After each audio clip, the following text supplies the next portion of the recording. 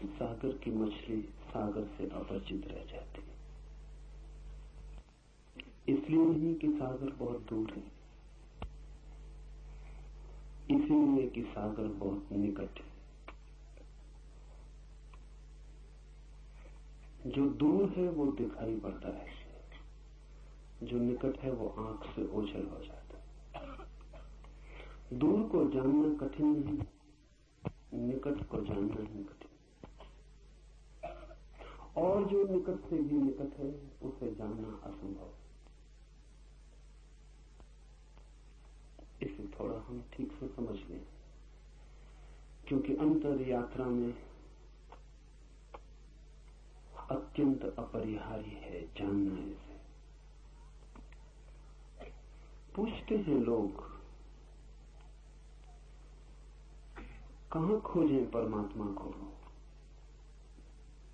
पूछते हैं कि जो भीतर ही छिपा है वो भूल कैसे गया है? पूछते हैं कि जो इतना करीब है कि हृदय की धड़कन भी उतनी करीब नहीं, श्वासें भी उतनी पास नहीं स्वयं के, वो भी बिछड़ कैसे गया है? जो मैं स्वयं ही हूं उससे भी विस्मृति कैसे हो गई? और उनका पूछना तर्कयुक्त मालूम पड़ता है। प्रतीत होता है वे जो पूछते हैं ठीक ही पूछते हैं, और लगता है कि होना नहीं चाहिए था ऐसा। जो मेरे भीतर ही छुपा है उसे ही मैं नहीं जान पाता हूं, जो मैं ही हूं वो भी अपरिचित रह जाता है। तो फिर परिचय किससे होगा? पहचान किससे होगी? ज्ञान किसका होगा? जब पास ही छूट जाता है हाथ से, तो दूर को हम कैसे पा सकेंगे? और ऐसा नहीं कि वो आज पास हो गया हो, वो सदा से ही पास है। अनंत अनंत काल से पास है। उससे क्षण भर को भी हमारा छूटना और दूर होना नहीं हुआ है। हम जहां भागे वो हमारे साथ भागता है, हम जहां जाएं वो हमारे साथ जाता है।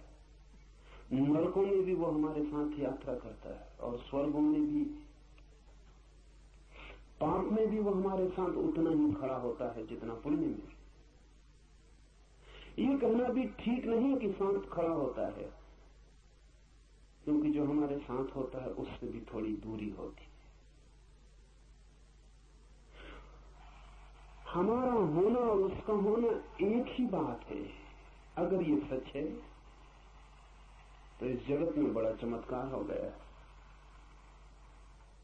कि हम अपने को ही खो बैठे। जो असंभव मालूम पड़ता है, अपने को कैसे खोया जा सकता? अपनी छाया तक को खोना मुश्किल है, हम अपनी आत्मा को खो बैठे हैं। ये कैसे हो सकता है? और ये हुआ है। उसके होने की घटना कैसे घटती है, वही इस सूत्र का सार है। इस सूत्र में प्रवेश करने के पहले इसके बुनियादी आधार समझ लें।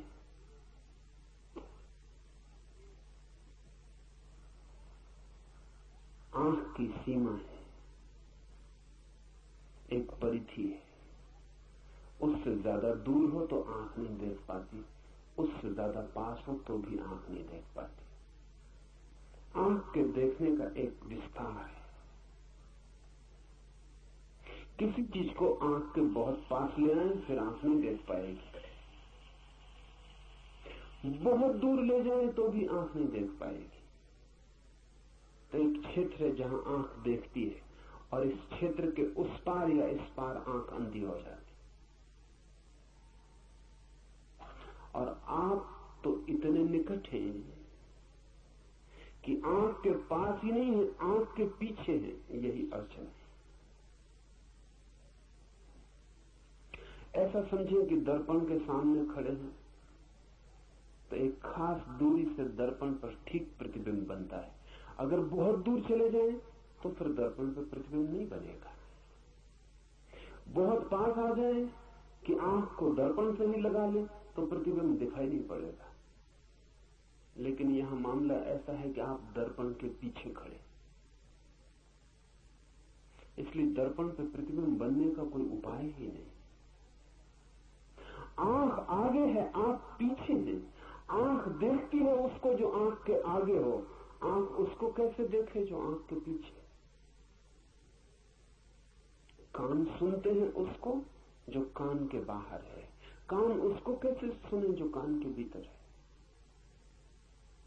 आंख बाहर खुलती है, कान भी बाहर खुलते हैं। मैं आपको छू सकता हूं, अपने को कैसे छू? और अगर अपने शरीर को भी छू लेता हूं इसीलिए, तो वो इसीलिए कि शरीर भी मैं नहीं हूं, वो भी पराया है, इसलिए छू लेता हूं। लेकिन जो मैं हूं, जो छू रहा है, उसे कैसे छू? उसे किससे छू? इसलिए हाथ सब छू लेते हैं और खुद को नहीं छू पाते। आंख सब देख लेती है और खुद को नहीं देख पाती। अपने लिए हम बिल्कुल अंधे, हमारी कोई इंद्रिय काम की नहीं है। जिन इंद्रियों से हम परिचित हैं वो कोई भी काम की नहीं है। अगर कोई और इंद्रिय का उद्घाटन ना हो जो भीतर देखती हो, अगर कोई और आंख न खुल जाए जो भीतर देखती हो, जो पीछे देखती हो, जो उल्टा देखती हो, कोई कान न खुल जाए जिस पर भीतर की ध्वनि तरंगें भी प्रभाव लाती हो, तब तक हम स्वयं को देख और जान और सुन न पाएंगे। तब तक स्वयं को छूने का कोई उपाय नहीं।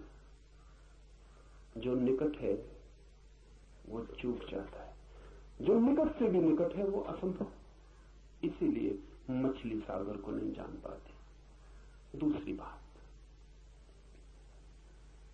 सागर में ही पैदा होती है, सागर में ही जीती है, सागर ही उसका भोजन, सागर ही उसका पेय, सागर ही उसका प्राण, सागर ही सब कुछ। फिर सागर में ही मरती और लीन हो जाती। जानने के लिए मौका नहीं मिलता क्योंकि दूरी नहीं मिलती, फासला नहीं मिलता। मछली को सागर का पता चलता है अगर कोई उठा के उसे सागर के किनारे फेंक दे, तभी।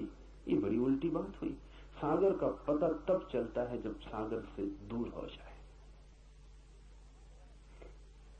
तो मछली तरसती है रेत पर, धूप में, तब उसे सागर का पता चलता है, क्योंकि इतनी दूरी तो चाहिए पता चलने के लिए।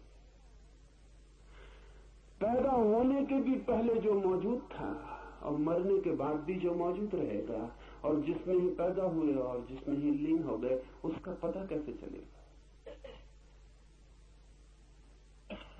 पता चलने के लिए थोड़ी बिछड़न, थोड़ा बिछोड़ होना चाहिए। इसलिए मछली को सागर का पता नहीं चलता। किनारे पे कोई फेंक दे तो पता चलता। आदमी की और भी मुसीबत है। परमात्मा सागर ही सागर है, उसका कोई किनारा नहीं जिस पे आपको फेंका जा सके। जहां आप तड़फने लगे मछली की तरह, ऐसा कोई किनारा होता तो बड़ी आसानी हो जाती।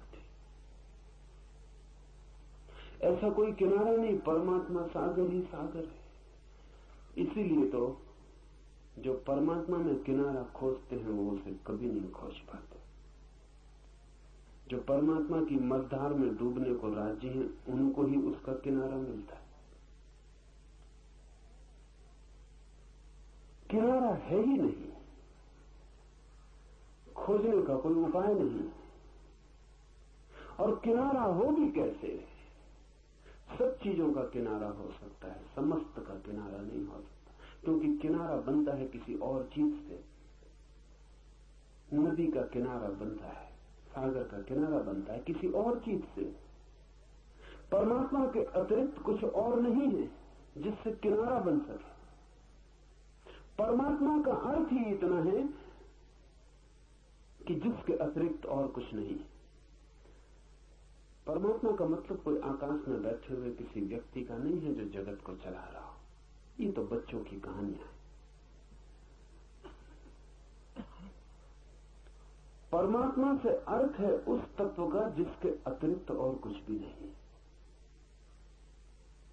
ये उसकी वैज्ञानिक परिभाषा हुई। परमात्मा का अर्थ है समस्त, सर्व, सब कुछ, जो भी है। जो भी है उसका कोई किनारा नहीं हो सकता है, क्योंकि उसके अतिरिक्त कुछ किनारा बनने को बचता नहीं है। इसलिए परमात्मा मझधार है, वहां कोई किनारा नहीं। जो डूबने को राजी है वो उबर जाता है, जो उबरने की कोशिश करता है बुरी तरह डूबता है।